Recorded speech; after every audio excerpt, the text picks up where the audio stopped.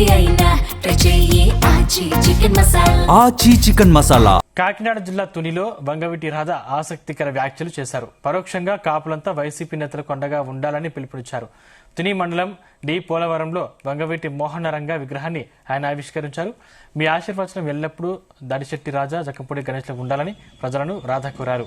వాళ్ళు బలంగా ఉంటేనే ఏమైనా చేయగలుగుతారన్నారు. ఈ ప్రాంతంలో రంగాకి ఎలాంటి సంబంధం లేకపోయినా అభిమానం ఏకం చేసిందన్నారు.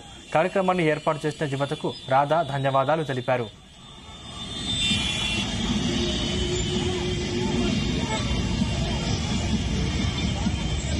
ఎప్పుడో 1988లో భౌతికంగా దూరమైనా సరే ప్రతి ఒక్కళ్ళ గుండెల్లో ఎల్లప్పటికీ ఒక స్థానం సంపాదించిన నాయకురాలని చెప్పంటే అది మోహన్ రంగా గారని చెప్పి సకాలంగా చెప్పుకుంటా ఉన్నాం. ఎన్నిసార్లు శాసనసభ్యులు చేశారని చెప్పని కాదు, ఎన్ని తరాలు ప్రభావితం చేశారని చెప్పని చేతల్లో చూపించాలని చెప్పని బడుగు బలహీన వర్గాలకి అండగా నిలిచిన ఒక నాయకుడు వంగవీటి రంగా గారు.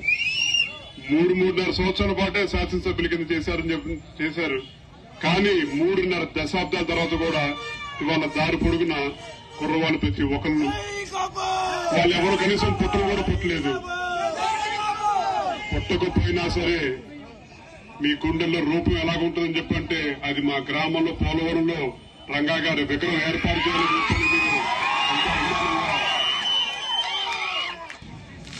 వంగవీటి మోహన్ రంగా 40 సంవత్సరాలు అవుతుంది ఇంచుమించు ఆయన స్వర్గస్థులై. మరి ఈ రోజు కూడా ఈ రాష్ట్రంలో ప్రజలెవరు కూడా ఆయన్ని మర్చిపోలేని పరిస్థితి. 3 సంవత్సరాలు ఎమ్మెల్యేగా అపోజిషన్ పార్టీలో ఎమ్మెల్యేగా చేసి స్వర్గస్థులు అయినారు రంగా గారు.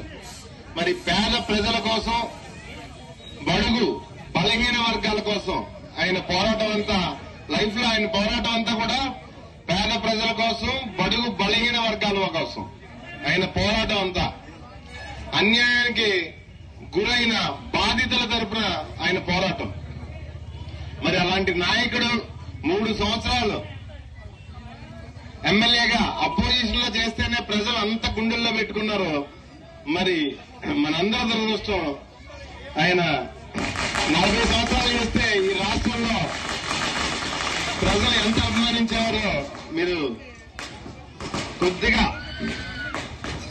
యువత ముఖ్యంగా ఆయన ఆదర్శంగా తీసుకుని ఆయనలో మంచిని ఆదర్శంగా తీసుకుని సమాజంలో ఉన్న బడుగు బలహీన వర్గాలందరికీ కూడా సపోర్ట్ గా నిలబడవలసిందిగా కోరుకుంటూ ఎప్పుడో